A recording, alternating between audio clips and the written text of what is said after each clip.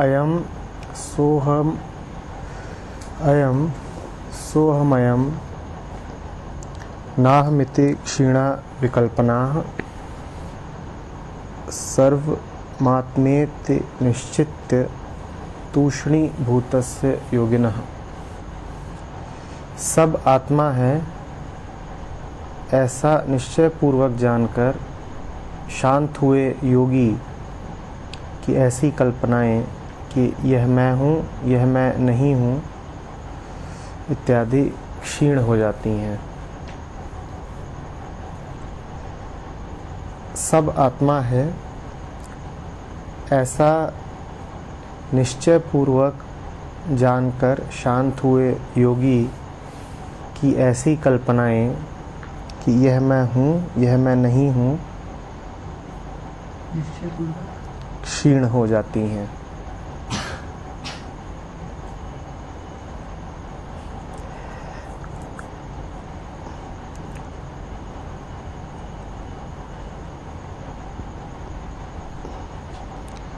सवाल है कि जब तक मैं आइडेंटिटीज़ में जी रही हूँ, संबंधों में हूँ, समभाव क्या जानकर जीवन में निभा सकती हूँ या इसकी कल्पना बस मन की चालाकी है।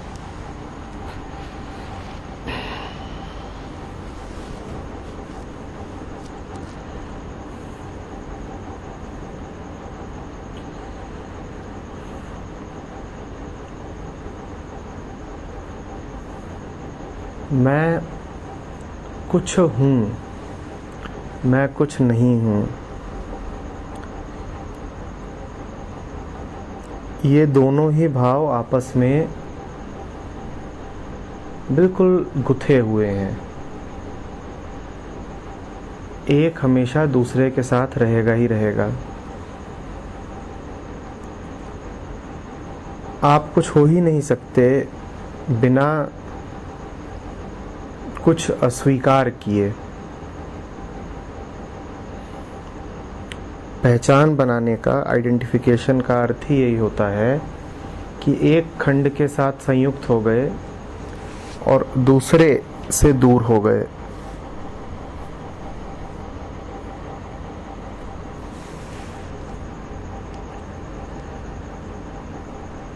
तो पहली बात तो ये जानना ज़रूरी है कि मैं कुछ हूँ, मैं कुछ नहीं हूँ, ये दोनों एक ही बात है, इनको अलग अलग कहा नहीं जा सकता।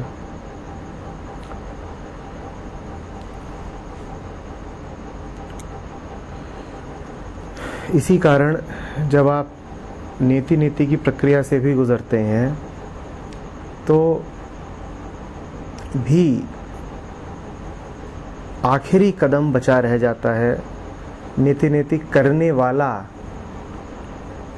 बचा रह जाता है। जब आप ये कह रहे होते हैं कि मैं ये नहीं हूँ, मैं ये नहीं हूँ, मैं ये नहीं हूँ, तो बहुत शुभ घटना घट रही होती है। बहुत कुछ जो नकली है, घातक है, उसको आप अस्वीकार कर रहे होते हैं। लेकिन अंत में ज़रा सा कुछ रह जाता है। फिर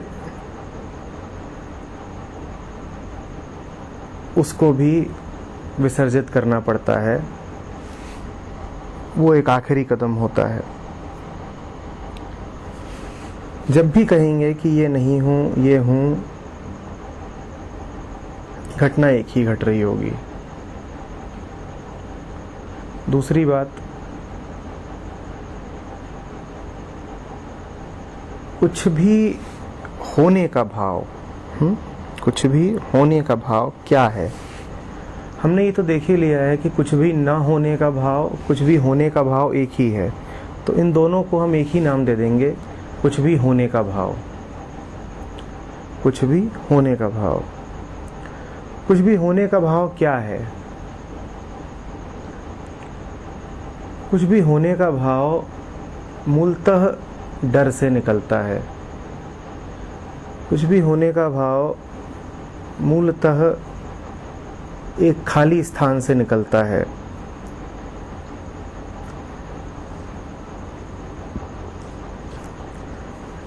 एक खाली स्थान जो आपका अपना स्वभावगत स्थान है,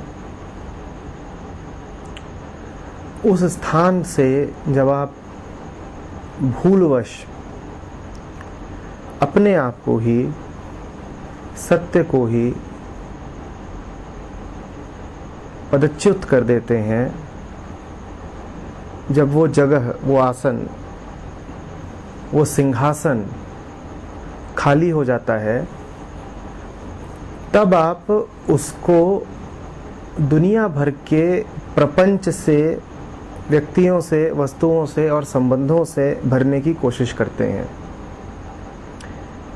ये भाव होता है मैं कुछ हूं। आपकी जगह है जिस पर मात्र सत्य को विराजना चाहिए, उसके अलावा वो स्थान, वो आसन किसी और को दिया नहीं जा सकता। सत्य के अतिरिक्त वहां किसी को बैठना नहीं चाहिए। लेकिन सत्य को आपने खुद ही अविद्यावश भुला दिया है। नहीं कि वो कहीं चला गया है, बस माया का, विद्या का ऐसा जोर है कि आप भूल गए हैं। और आप अब क्या कोशिश कर रहे हैं? आप कोशिश कर रहे हैं उसकी जगह पर किसी और को बैठा देने की। राजा कहीं चला नहीं गया, खो नहीं गया, मर नहीं गया, राजा मौजूद है। आपकी आंखें साफ नहीं है, आपको दिख नहीं रहा, तो आप क्या कोशिश कर रहे हैं? आप कोशिश कर रहे हैं कि उसके सिंहासन पर किसी और को बैठा दें। वो राजा आप स्वयं हैं। आपकी सत्ता ही वो सत्य है जिसको उस आसन पर होना चाहिए। उसको आपने भुला रखा है, उसको आप देखते नहीं। जब आप उसको देखते नहीं तो मन में बड़ा निर्धनता का भाव रहता है, मन में बड़ा डर बना रहता है कि कुछ कमी है। कुछ नहीं, बहुत बड़ी कमी है, जैसे केंद्रीय रूप से कोई कमी हो, छोटी मोटी कमी नहीं। फिर आपको उस कमी को भरने के लिए 1000 लोगों का सहारा लेना पड़ता है। उसी को चाहो तो आप लोनलीनेस का नाम भी दे सकते हो। हमारे जो संबंध होते हैं आमतौर पर, वो और कुछ नहीं होते, वो हमारे अधूरेपन की कहानी होते हैं। वो हमारी लोनलीनेस का एक झूठा उपचार होते हैं। उसी को हम नाम दिए रहते हैं कि हमारा संबंध है, ये हमारा परिवार है, दोस्त यार हैं। वो कुछ नहीं है, वो सिर्फ आपकी नास्तिकता का सबूत है। वास्तव में जो एक आस्तिक जगत होगा, उसमें परिवार की संस्था के लिए कोई जगह ही नहीं होगी। प्रेम होगा, परिवार नहीं। क्यों चाहिए संबंधों का सहारा? क्यों किसी की आवश्यकता है मन में बैठाने के लिए, जब मन में जिसको विराजना है वो सदा से बैठा ही हुआ है, उसका आसन खाली ही नहीं है। जब आसन खाली ही नहीं है तो इधर उधर दुनिया भर के लोगों को आमंत्रित ही क्यों करना? क्यों कहना कि तुम आ जाओ, तुम्हारे बिना हम अधूरे? तो जिसको हम आमतौर पे कहते हैं संबंधित होना, वो और कुछ नहीं है, वो हमारी स्पिरिचुअल बैंक्रप्सी है। Our relationships are a sordid tale of our spiritual bankruptcy. बात समझ रहे हैं? और प्रेम तो सिर्फ पूर्णता में ही संभव है। प्रेम तो सिर्फ आध्यात्म में ही संभव है। हमारे सारे संबंध निकलते हैं अपूर्णता से, तो इसमें ताज्जुब क्या है कि हमारे संबंधों में प्रेम कहीं होता नहीं। घर होते हैं, प्यार नहीं होता, संबंध होते हैं, प्रेम नहीं होता। इसमें बिल्कुल कोई ताज्जुब नहीं है, ये दोनों एक ही बात है, क्योंकि वो संबंध निकला ही आपकी आंतरिक अपूर्णता के भाव से था। संघासन खाली है, किसी को बैठाना है, इसी कारण आपने संबंध बनाया। जो संबंध उपजा ही बीमारी से है, वो स्वास्थ्य कैसे दे सकता है आपको? जो व्यक्ति आपके जीवन में आया ही प्रपंचवश है, वो प्रेम कैसे दे सकता है आपको? प्रेम पूर्णता से उठता है, प्रपंच से नहीं।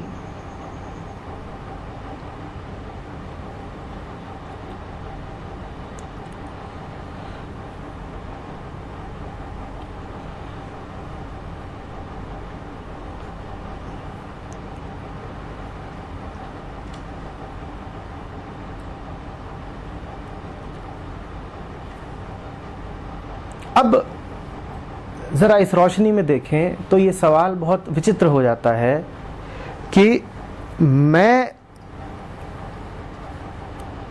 पहचानों में जी रही हूँ, मैं संबंधों में जी रही हूँ, संबंधों और पहचानों के रहते हुए भी मैं क्या स्वभाव को जान सकती हूँ और जीवन में निभा सकती हूँ? ये वैसा ही सवाल है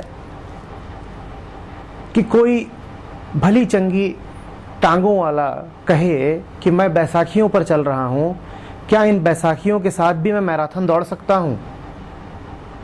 भले मानो, पहली बात, बैसाखियों के साथ मैराथन दौड़ी नहीं जाती, और दूसरी बात जो बहुत बड़ा चुटकुला है वो ये है कि तुम्हें बैसाखियों की जरूरत नहीं है। पहली बात, जब तक बैसाखियां हैं तब तक मैराथन दौड़ नहीं सकते, पर तुमने सवाल ही यही पूछा है कि बैसाखियों से तो लगाव हो गया है, बैसाखियों के साथ मैराथन दौड़नी है 40 किलोमीटर, 42 किलोमीटर। बैसाखियों के साथ नहीं मैराथन दौड़ी जाती। और दूसरी बात, तुम्हारा प्रश्न ही बेतुका है, क्योंकि तुम्हें बैसाखियों की जरूरत नहीं। तुम्हारे पास स्वस्थ मजबूत टांगे हैं, तुम उन्हें भुलाए बैठे हो। ठीक वैसे जैसे तुम सिंहासन पर जिसको आसीत होना चाहिए उसको भुलाए बैठे हो। अपनी ताकत का ज्ञान तुम्हें सिर्फ इसीलिए नहीं है क्योंकि तुम्हें सत्य का ज्ञान नहीं है। तुम अपनी ताकत को तब तक नहीं जान पाओगे जब तक तुम सत्य के समीप नहीं आ जाते। दोनों एक ही बात है।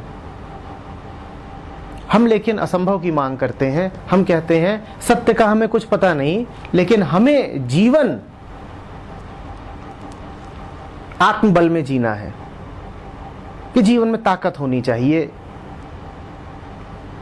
बल होना चाहिए। एकमात्र स्रोत जो है ताकत का वो सत्य है। उस स्रोत से दूर हो तो तुम्हारे जीवन में मात्र निर्बलता रहेगी, कोई और स्रोत होता नहीं। ताकत का और कोई स्रोत नहीं है। आप अगर पाएं कि आपके जीवन में कमजोरी बहुत है किसी भी प्रकार की, हर कमजोरी अंततः मानसिक कमजोरी ही है। आप पाएं कि आपके जीवन में कमजोरी बहुत है, तो एक सीधा साधा निष्कर्ष निकाल लीजिएगा, सत्य से दूर हैं, क्योंकि ताकत का स्रोत तो वही होता है, उसके अलावा और कहीं से ताकत आ नहीं सकती।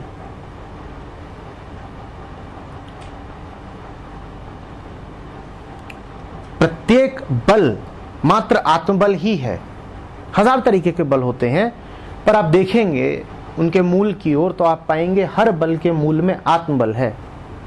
मैं का बल, अपने होने की सत्ता का बल, सत्य का बल।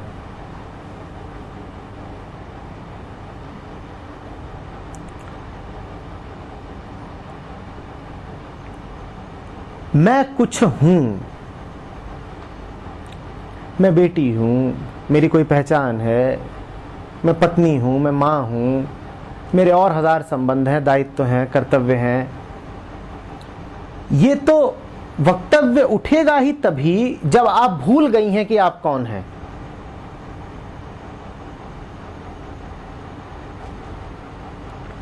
जो अपने आप को भूला बैठा है, सिर्फ वही कह सकता है कि मैं तो मां हूं।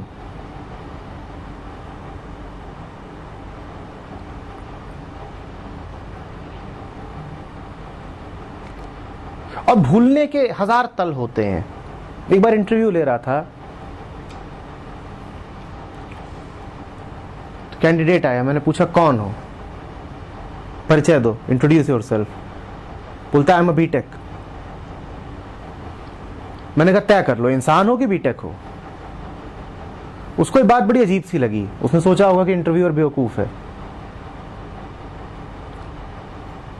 पर आप एक उथली पहचान में जी रहे हो और उससे गहरी पहचान भूल गए हो। मैं ये नहीं कह रहा हूं कि अंततः इंसान है, क्योंकि अगर मैं कहूं इंसान है तो वो इससे यही अर्थ निकालेगा कि एक शरीर है, इंसान का शरीर। पर हम इतनी उथली पहचानों की ओर चले जाते हैं कि अपनी वास्तविक पहचान को भूलते चले जाते हैं। अब एक साधारण सी बात पर वो अटक गया, जवाब ही नहीं दे पाया। मैंने कहा तय करो, इंजीनियर हो कि इंसान हो। और उसे बहुत सोचना पड़ा, हजार तरीके के हिसाब किताब उसने किए। फिर बोलता है मैं एक ऐसा इंसान हूं जो इंजीनियर हूं।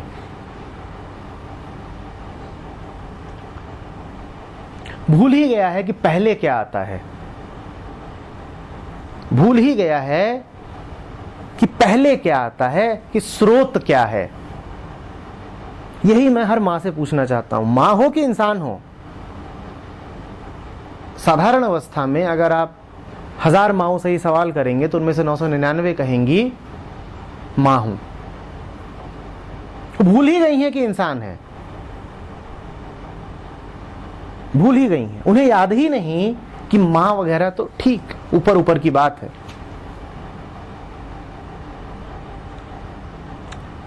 और इंसान होना भी कोई आखिरी पहचान नहीं, क्योंकि इंसान से, जैसा अभी मैंने कहा, हम अर्थ यही लेते हैं कि शरीर हूं इंसान का।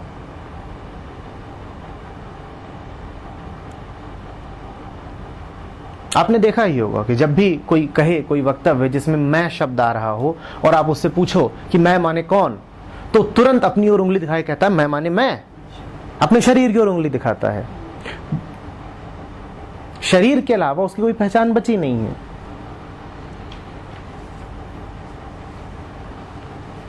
अब मैं शरीर हूं, यह भी आपको इसीलिए कहना पड़ रहा है क्योंकि जिस चेतना को, जिस बोध को, जिस शून्य या पूर्ण को सिंहासन पर होना चाहिए था,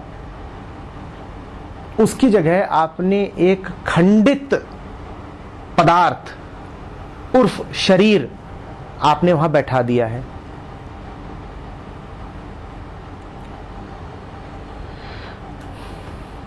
सिंहासन पर तो मात्र बोध ही बैठ सकता है। आप अष्टावक्र की बात कर रही हैं, सुंदर सुंदर बात अष्टावक्र ने कही है कि बोधो अहम, मैं बोध हूं।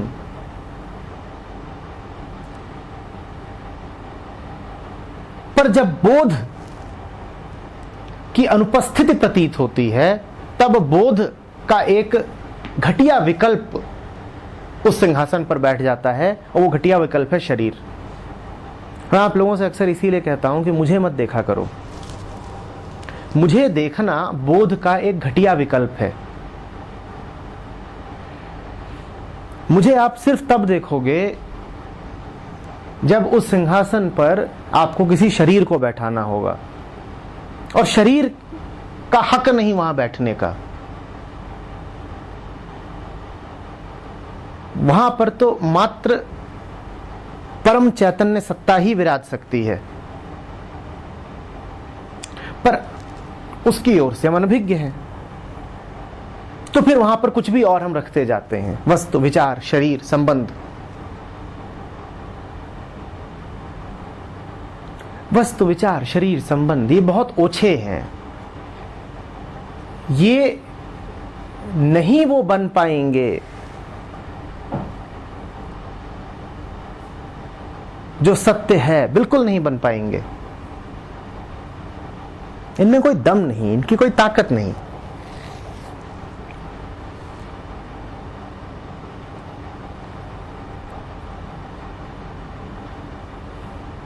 मैं आपसे नहीं कह रहा हूं कि आप नकारने की कोशिश करें, कि भूलने की कोशिश करें कि आप संबंधों में क्या हैं। मैं कह रहा हूं आप ये जानने की कोशिश करें कि आप वास्तव में क्या हैं। देखिए, जिस आदमी ने ये भ्रम ही पाल रखा है कि उसकी टांगें कमजोर हैं, उससे ये कहना व्यर्थ है कि तू बैसाखियां छोड़ दे। पहला कदम तो यही होगा कि वो थोड़ा सा अनुभव करे कि अभी टांगों में जान है, फिर बैसाखी पर उसकी पकड़ अपने आप छूटेगी, और फिर जब बैसाखी पर पकड़ छूटेगी तो पांव और सक्रिय होंगे। इस तरह से चक्र आगे बढ़ेगा। लेकिन पहला कदम तो यही होगा कि वो जाने कि पांव हैं और मुर्दा नहीं है पांव।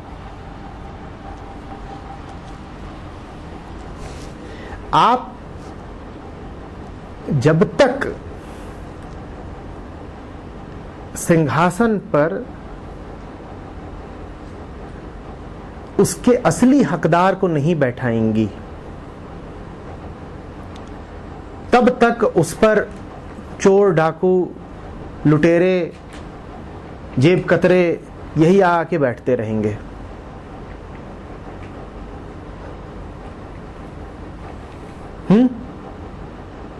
घर के नौकर होते हैं उपद्रवी, छिछोरे। कई बार जब मालिक नहीं होता तो उसकी चीजों को इस्तेमाल करना शुरू कर देते हैं। मालिक के सामने उनकी हिम्मत नहीं पड़ेगी। गाड़ियों के ड्राइवर होते हैं, जब मालिक नहीं होता तो गाड़ी में ही बिल्कुल लंबे चौड़े होकर सो जाएंगे, मालिक की उपस्थिति में नहीं करेंगे। और तो छोड़िए, होटलों में कमरे होते हैं, जब वो कमरे खाली होते हैं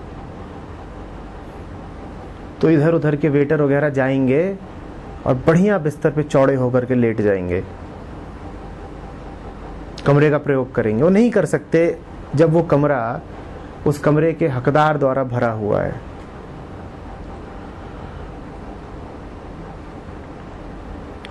और जो मालिक है वो कहीं चला नहीं गया। आपकी आंखें ऐसी हो गई हैं कि आपको दिख नहीं रहा है, वो मौजूद है। उसकी जगह पर आंडू पांडू को मत बैठाइए।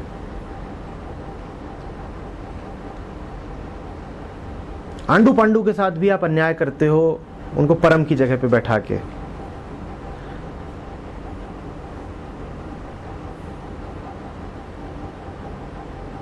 वो बेचारे खुद असहज हो जाते हैं, वो खुद नहीं चाहते कि उनको वहां बैठाया जाए। आप गा देते हो तुझ में रब दिखता है, अब वो फंस गया बेचारा। आपने तो आंडू पांडू को सामने रखा और गा दिया तुझ में रब दिखता है। अब वो अपना माथा पीट रहा है, कह रहा है इतनी उम्मीद क्यों रख रही है भाई, मेरी हैसियत नहीं, तू मुझे वहां बैठा रही है।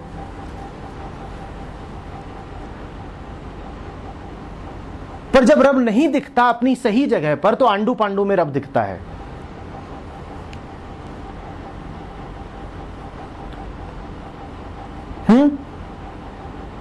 और फिर हमने हजार तरीके के बहाने निकाल रखे हैं। तुमने कभी देखा है पति परमेश्वर होता है, अच्छा, माँ बाप ईश्वर होते हैं, अच्छा, बच्चे बाल गोपाल होते हैं, अच्छा, भगवान ही भगवान भरे हुए हैं, हर आंडू पांडू भगवान है। इससे सिर्फ यही पता चलता है कि जो वास्तविक है वो नहीं है। तो जो ही मिल रहा है उसी को कि तू होगा, तू होगा, क्या पता तू हो, क्या पता तू हो। इनमें से कोई नहीं है। और आप क्यों उपद्रव खड़ा करते हो इनको वो बना के जो ये है नहीं।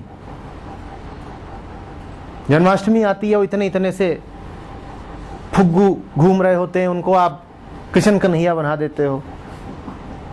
अब वो परेशान है कि उसके माथे पे मुकुट चिपका दिया है और उसको खुजली हो रही है और उसके मुंह में बांसुरी डाल दी है। वो कमर पे कसनी कस दी है,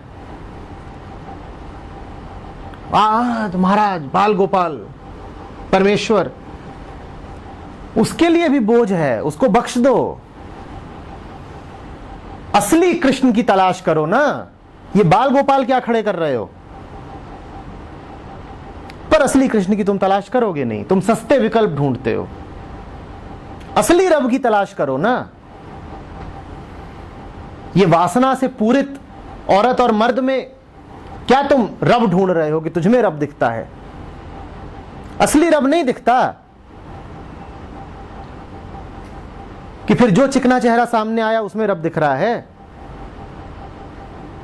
ये प्रमाण है इस बात का कि असली से अनभिज्ञ हो। जिसे असली पता होगा वो कैसे गा देगा कि तुझमें रब दिखता है। और फिर उसे दिखेगा तो सिर्फ एक व्यक्ति में नहीं दिखेगा, वो भी गाएगा एक दिन। बुल्ले शाह गाते हैं, कबीर गाते हैं, पर फिर उनके लिए सारा संसार भगवत्तापूर्ण है। ये नहीं कि एक व्यक्ति के लिए गा रहे हैं कि तुझमें रब दिखता है। फिर पेड़ पौधे, पशु पक्षी, पत्थर, नदी नाले, हवा, बादल, सब में रब दिखता है, सब में।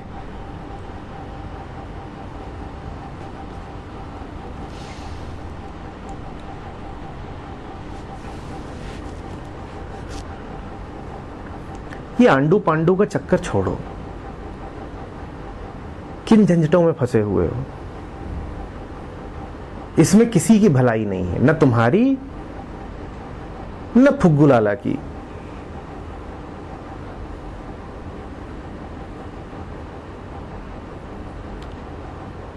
वो यात्राएं निकलती हैं, उसमें देखा गाय बैल बांध दिए, हाथी को ले लिया, और हाथी को क्या कर रखा है? हाथी को इतना बड़ा तिलक लगा दिया है, या बैल को लगा दिया है, और उसके ऊपर छत्र लगा दिया है, देखा है? और उसके ऊपर कपड़ा वपड़ा रख दिया है, और घंटियां बांध दी हैं उसके गले में, और उसकी पूजा कर रहे हैं कि यही तो है महेश का वाहन, तो महेश ही हुआ। वो बैल बेचारा फंस गया है।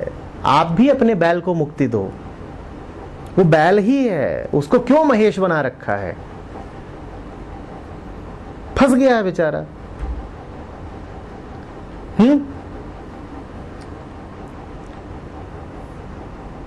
और बना ही नहीं रखा। फिर जब तुम किसी को जबरदस्ती उस आसन पर बैठाते हो तो फिर उसके लिए कुछ आचार संहिता भी लाते हो, कुछ वर्जनाएं भी ले आते हो, और वो जो है नहीं वो तुम उससे करा रहे हो। वो हाथी है, साधारण हाथी है। तुम क्या बोल रहे हो? तो इंद्र का ऐरावत है, तो क्या करता है? ये उड़ता है। अब तुम उसे उड़ा रहे हो, उड़ नहीं पा रहा। ये बैल है, ये बैल नहीं है। ये कौन है? नंदी है। ये क्या करता है?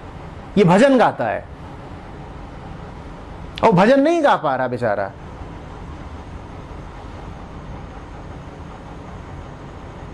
इसीलिए हर प्रेम कहानी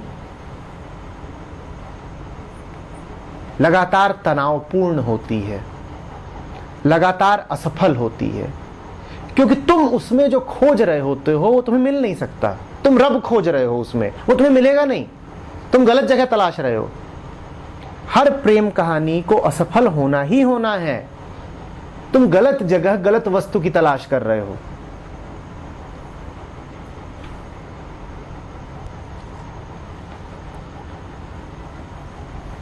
नहीं मिलेगा, बिल्कुल नहीं मिलेगा।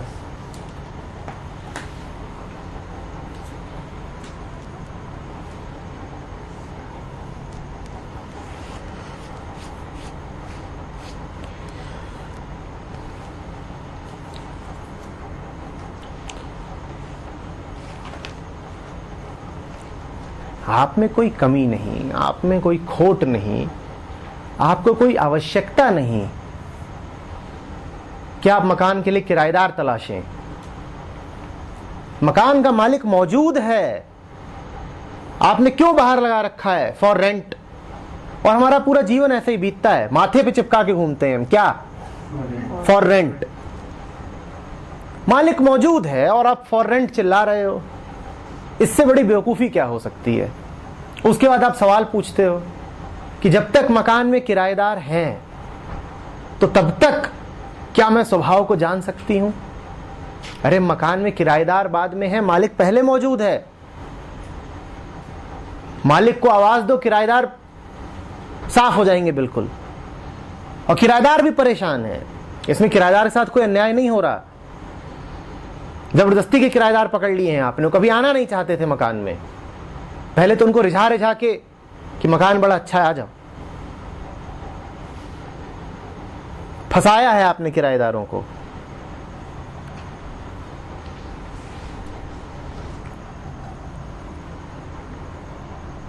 मेरा मकान देखा, मेरी दुकान देखी, आजा।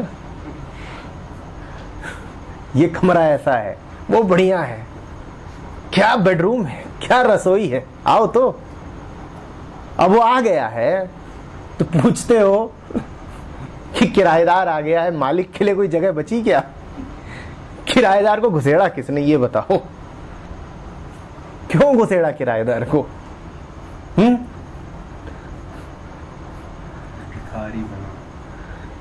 For rent. आईने में अपनी शक्ल देखिएगा और देखिएगा कि माथे पे क्या लिखा हुआ है बड़ा बड़ा। अमिताभ बच्चन को तो बस इतना ही लिखा गया था कि इसका बाप चोर है। हमारे तो माथे पे गोद दिया गया है, इसका मकान खाली है। मेरा मकान खाली है।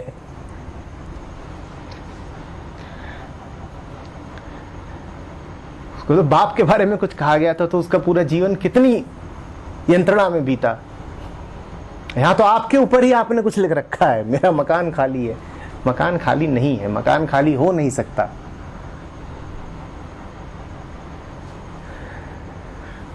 मस्त रहिए, मकान भरा हुआ है। जब मकान भरा होता है ना, तब आप आंडू पांडू से भी प्रेमपूर्ण रख सकते हो संबंध। मैं आंडू पांडू के प्रति हिंसा करने को नहीं कह रहा, हिंसा तो हम करते ही हैं। तुझमें रब दिखता है, इससे बड़ी हिंसा नहीं हो सकती किसी के प्रति। जिसको जिस स्थान पर होना चाहिए उसको उस स्थान से उठा के आपने पता नहीं कहां बैठा दिया, ये गहरी हिंसा है। मां बाप को ईश्वर बोल देना मां बाप के प्रति गहरा अन्याय है। वो नहीं है भाई, हाड़ मास के पुतले हैं, विकारों से विकृतियों से भरे हुए, आप ही के जैसे। क्यों उनसे अपेक्षा रख रहे हो ऊंची ऊंची?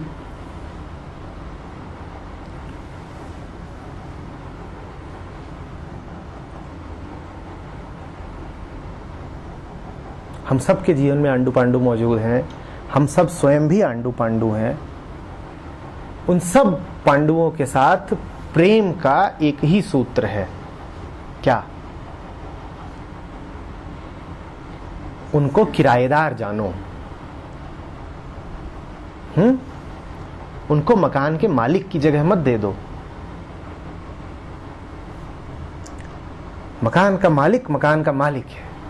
आपकी सत्ता आपकी अपनी सत्ता है। आपको किसी संबंध की, किसी और पहचाने आइडेंटिटी की जरूरत नहीं है। आंडू पांडू आज हैं, कल नहीं रहेंगे। और याद करिए, एक समय था जब कोई नहीं थे।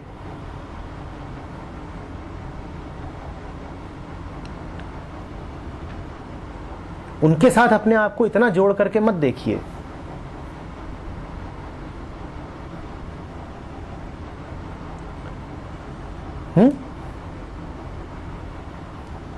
ये सब पल दो पल के साथी हैं, इनका कुछ नहीं।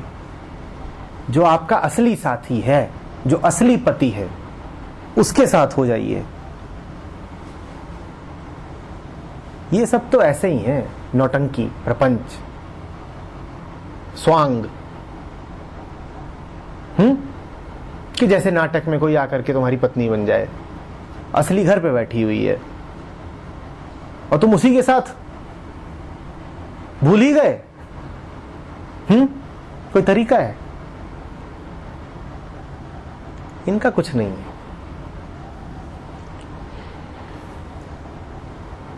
असली को याद रखिए, असली को।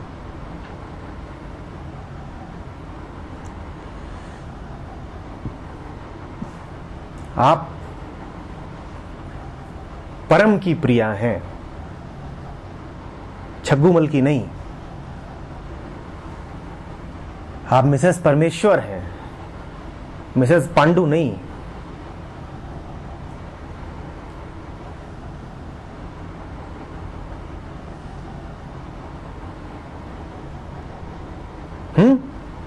याद रहेगा, मैं परम की प्रिया हूं, बाकी सब ऐसे ही इधर उधर के। कबीरा रेख सिंदूर की काजल दिया न जाए, तन में मन में प्रीतम बसा, दूजा कहां समाए। ये आंडू पांडू।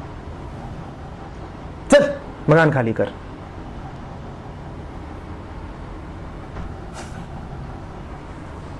भाई छग्गूमल को ले जा अपने साथ।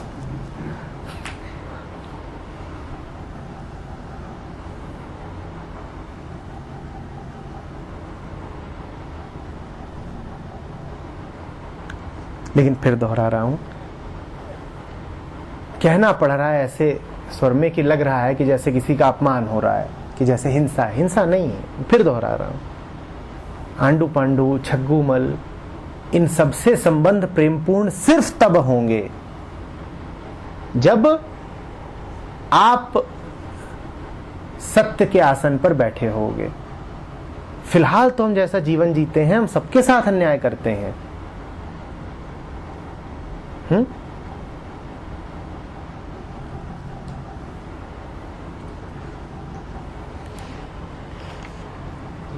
इंसान भूल कैसे जाता है? मतलब जिसके पैर सही होंगे उसका स्वभाव तो नहीं होगा पैसा के भी, लेकिन बस इसका कोई कारण नहीं होता।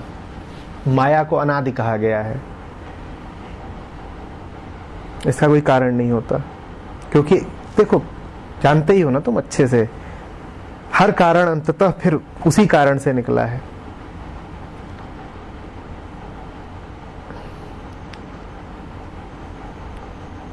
माया को फिर ब्रह्म की इच्छा के अलावा तुम और कुछ नहीं कह सकते। या तो उसे ये कह दो कि अस्तित्व ही ऐसा चाहता है, या ये कह दो कि अकारण है, एक ही बात है। उसके कारण की खोज में कुछ नहीं रखा। इतना जानना काफी है कि जहां से भी आई हो उसका निवारण है। कारण मत पूछो, निवारण है, इतना काफी है।